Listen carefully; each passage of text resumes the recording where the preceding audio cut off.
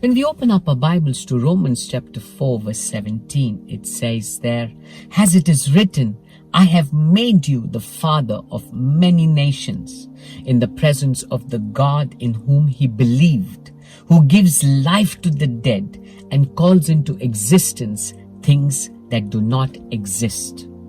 What an amazing word here. Paul is reminding us of the promise that God made over Abraham.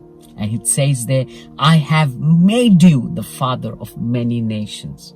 A promise that God spoke over Abraham even before he could see that seed or that promise come forth from Sarah.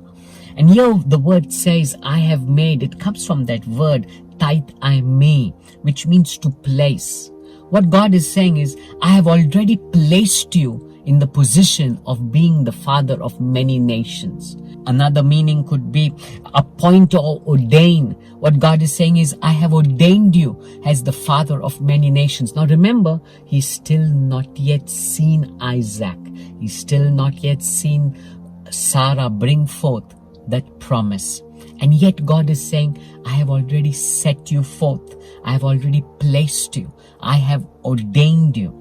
He's already put Abraham in a position of being the father of many nations, even before Abraham could physically see it before his eyes. What does that tell you and me?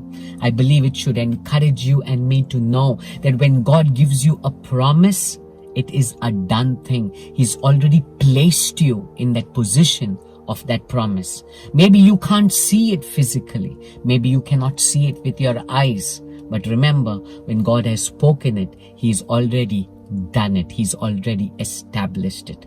When we look into the book of Joshua, God speaks to Joshua and tells him, I have given you this land. When God is speaking to Joshua how he has to go forth and lead the people of Israel, he declares it to Joshua saying, I have already given you the land. Remember, they had not yet possessed it. They had not yet taken it. And yet God says, it is already established. I want to tell you, if God has given you a word, it is established. Don't wait for you to see it. Start declaring it, praising God and thanking God that it is a done thing. History speaks that when God speaks, He works on it, He acts on it, and He brings it to pass. He did it to Abraham. He did it to Joseph in the Old Testament. He did it to Joshua. Come on. He will do it for you. When God tells Abraham, I have made you, what He's saying is, I've already placed you. Right now, I want to remind you that when God has given you that promise, He has already established it. It's a done thing. All you need to do is start worshiping Him, exalting Him, and testifying of how good He has been to you. And remember, in due time, what He has spoken, you will begin to see it manifest before your physical eyes. Hallelujah.